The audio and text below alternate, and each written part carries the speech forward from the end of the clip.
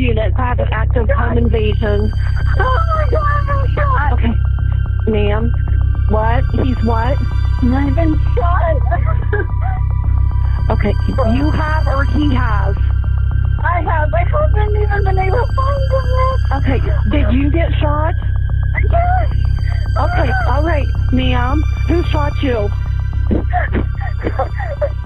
Someone in the mask. On August 10th, 2023, a terrified woman named Deborah Frazier called 911 from a home in Zanesville, Ohio. She was bleeding from a fresh gunshot wound to her leg, hysterically screaming that two masked intruders had just ambushed her and executed her boyfriend, 66-year-old Thomas Wayne Waddell. It sounded like a random, unpredictable nightmare. But what the dispatchers didn't know, and what the responding officers couldn't possibly guess, was that Deborah's phone was holding a dark secret. Hours before she ever dialed 911, her search history was already telling a completely different story. She had been quietly typing questions into Google that perfectly laid out a timeline of premeditated execution. Questions about weapon physics, chemical residue, and one final, incredibly desperate search query that would completely destroy her life. Deborah thought she had engineered the perfect alibi by shooting herself. She forgot that in the modern era, the most dangerous witness to a murder isn't a person at all. It's your digital footprint. Welcome to Midnight Case Files.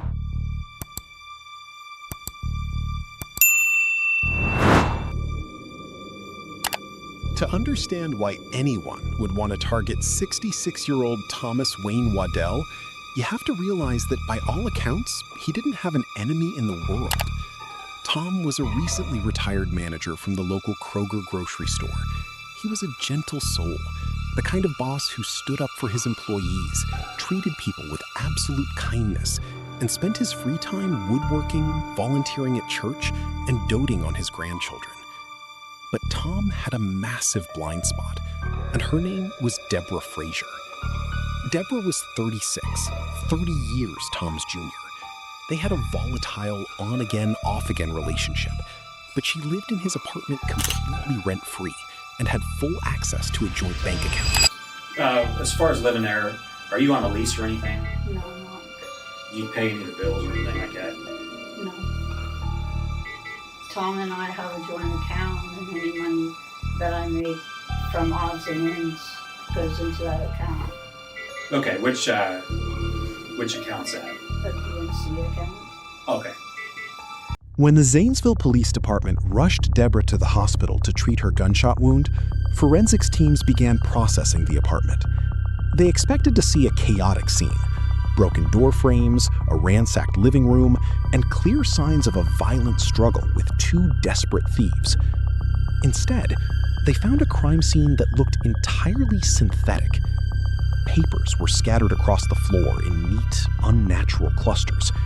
A few lightweight pieces of furniture were tipped over, but high-value electronics and Tom's extensive gun collection hadn't been touched. Oddly, a photograph of Deborah and Tom had been violently ripped in half and discarded on the floor, a deeply personal, emotional act that didn't fit the profile of a random burglar. And then, officers opened the door to the back bedroom. Tucked away in the dark, wrapped tightly in a heavy blanket, stuffed inside commercial garbage bags, and sealed completely with layers of heavy-duty duct tape, was the body of Tom Waddell. Forensics quickly realized a chilling fact. Tom hadn't been killed minutes ago during a frantic home invasion. He had been dead for at least 24 hours. He had been executed with a single shot to the top of his head while sitting comfortably in his favorite recliner. The home invasion wasn't just a lie, it was a poorly scripted play, and the author was currently sitting in a hospital bed, waiting for detectives to arrive. The following morning, detectives pulled up chairs in Deborah's hospital room. They read her Miranda rights, pressed record on the audio device, and let her spin her web. Deborah's story was incredibly complex. She claimed that on Wednesday, August 9th, she was suffering from intense, debilitating anxiety. When detectives asked her what was causing her so much stress, she offered a detail that is pure, unfiltered irony. Now, I know you started this off by saying that you had anxiety on Wednesday the 9th. What did you have anxiety about? I had been failing my school classes, and I'd been told that I was just getting dropped from the program. What school do you go to? I do it online. It's called Full Sail University. Full Sail? Fullsail. Oh, what are you doing for them? Creativity. Creative writing. And she was about to give the Zanesville Police Department a masterclass in terrible fiction. Deborah claimed she went out for a long walk to clear her head, hooked up with an old college friend named Johnny, and spent the entire night at his house playing video games. She claimed she tried to contact Tom the next day, got worried when he didn't answer, and had Johnny drop her off at the apartment around 1:30 p.m. That's when she claimed she walked through the unlocked door and was cornered by two men wearing heavy motorcycle gloves, wielding what she described as a Clint Eastwood-style gun, a revolver. Number one guy, so he's the one that had the gun? Yes. Where did the gun come from? I don't know where he got that gun. I mean, where did he have the gun? That's what I meant. He had it in his hand when he came towards me. That's how, Do you remember which hand?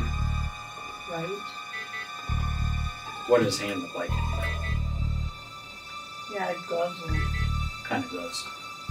Like those black motocross things that have the little rubber pieces on them.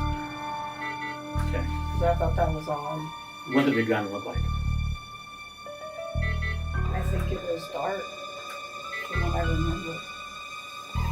Was it a semi-automatic or a revolver? Could you tell the difference? It was like a Clint Eastwood gun. Okay. What did they say? Did they say anything? They didn't say anything. I think they were just trying to get out of there because they don't think they expected anyone to. Did you have to do anything? Did you do anything to them or anything like that? I just tried to keep the gun away from me. How did you do that? I grabbed a hold of it and I was trying to point it away from me because I didn't want to get shot and I was scared. How did you grab a hold of it? From what I remember, I grabbed it at the bottom and I grabbed it around the, whatever you call the lunges. Did you do it with each hand? So, which hand of yours touched the gun? Both?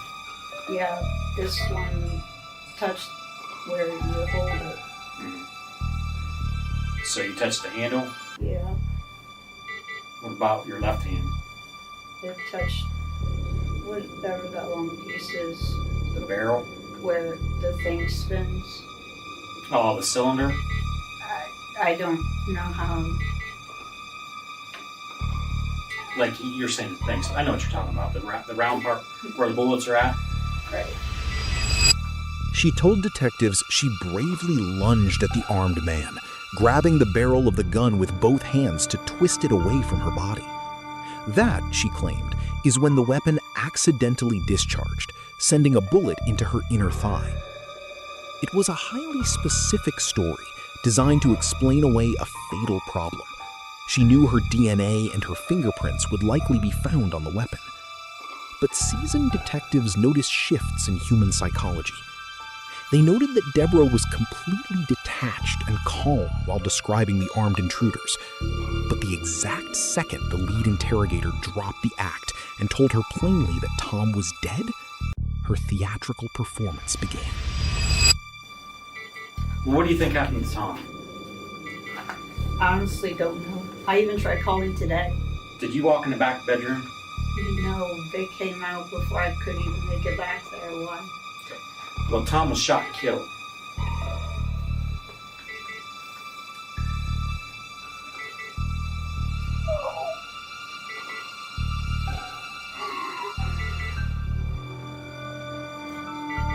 It's alright, it'll take a minute.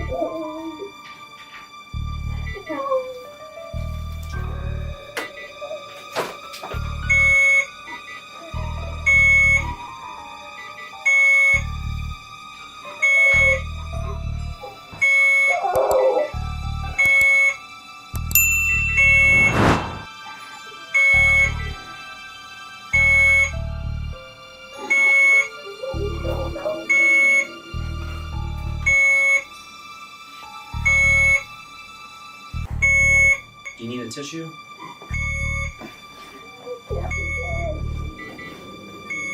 He can't be dead. There's water or something.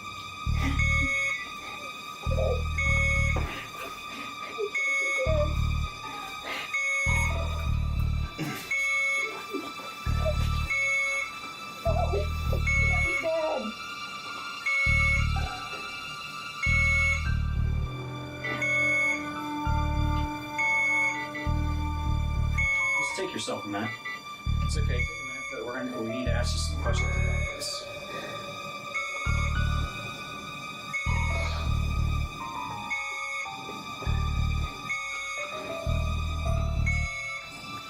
I know it's tough. We need to figure out what's going on here, okay?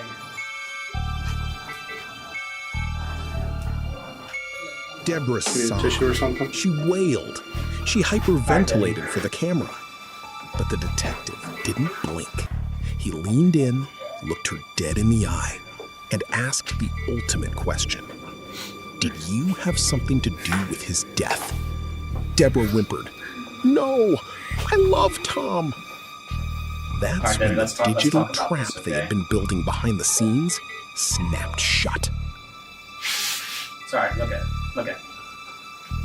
Who do you think killed him? Let me ask you this, and I'm going to ask you to be 100% honest with me. Did you have something to do with his death? No. So, let me explain this to you, Deborah, and I'm going to be as straight as possible. I've probably been a cop now for about 20 years. This isn't the first murder investigation that I've ever handled. It's not going to be the last. When we start our investigation, we look at every angle. We look into every possible situation, possible scenario, and everything that you tell us, we go and follow up with. Okay? Would you have an issue if we looked inside of your phone?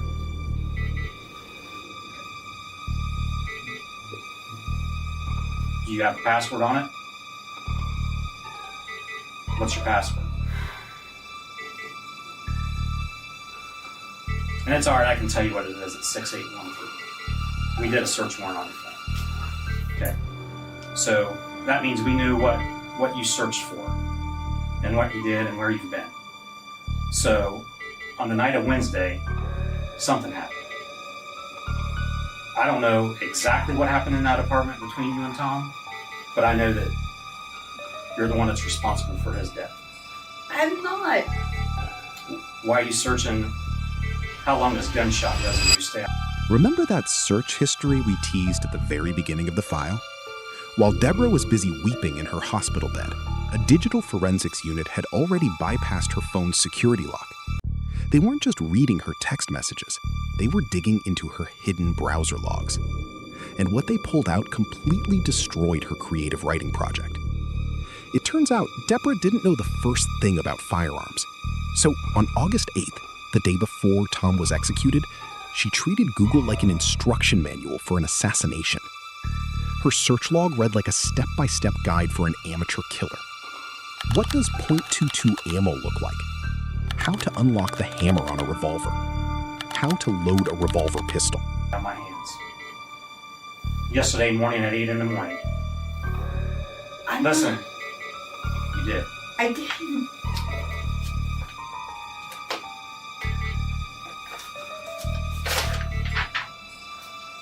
Debbie's search records. How long does GSR stay on skin? Yesterday morning at 8:16. But it gets significantly worse. Forensics proved Deborah had shot Tom on Wednesday morning, wrapped his corpse in plastic, and then went directly to her other boyfriend Johnny's house to establish her video game alibi. Johnny had absolutely no idea Tom even existed. In fact, investigators discovered Deborah had cynically manipulated Johnny into posing as a fake bank fraud investigator to make phone calls to Tom prior to the murder, aiming to manipulate Tom's financial accounts. Her motive was entirely financial. But as Deborah sat at Johnny's house that night, reality began to set in. she realized she had handled a firearm with bare hands. On Thursday morning at exactly 8:16 a.m., a full 5 hours before she allegedly walked into the apartment and surprised those fake burglars, Deborah opened her phone in a panic and typed, "How long does gunshot residue stay on skin? How to get GSR off my hands?" And then, realizing the immense danger she was in, she typed the most damning, incriminating search query a detective could ever hope to find: delete Google search history. The detective laid the paperwork directly on her hospital tray. He told her they had already enhanced the 911 audio. There were no sounds of a struggle or men fleeing. They checked neighborhood traffic cameras. No one matching her description ever entered the building. And her DNA was heavily coated all over the layers of duct tape used to bind Tom's body. She had literally shot a hole through her own leg to cover up a murder, entirely oblivious to the fact that her phone had already convicted her. On my hands. Yesterday morning at 8 in the morning. Listen, you did. I didn't.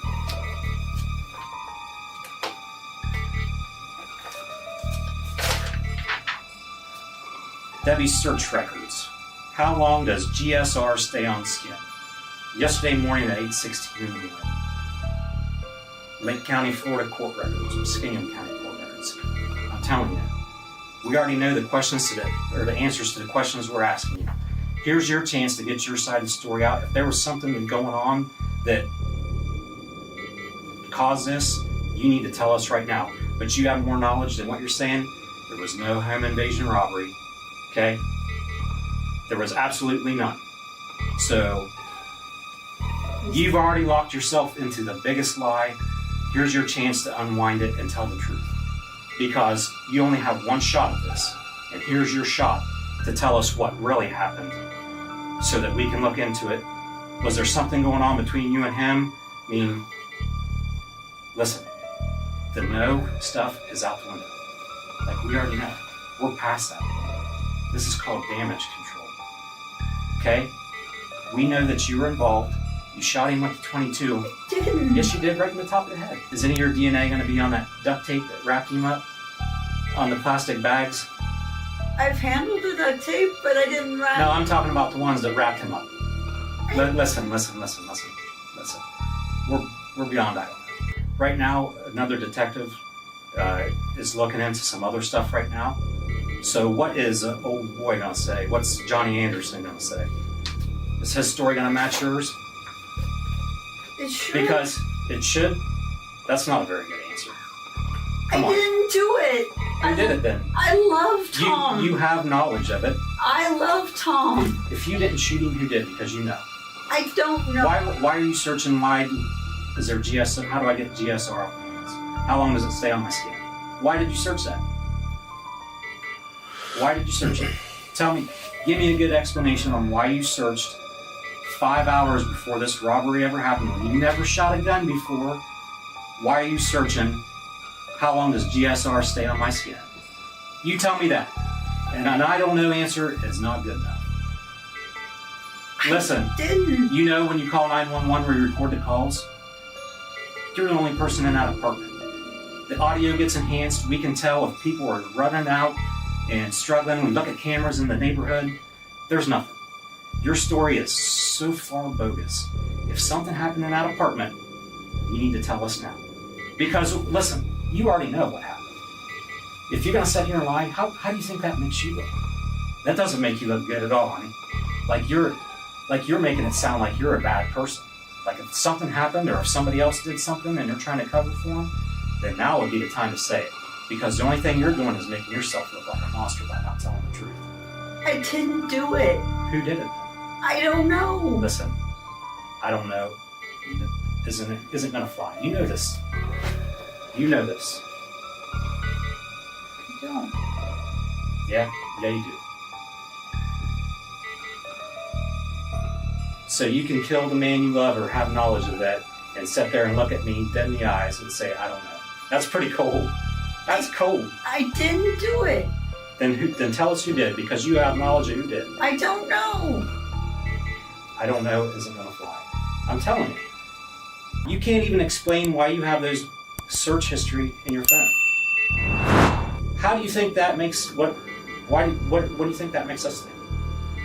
Stand in my shoes here for a second. How's that look on you? Bad. Why does it look bad?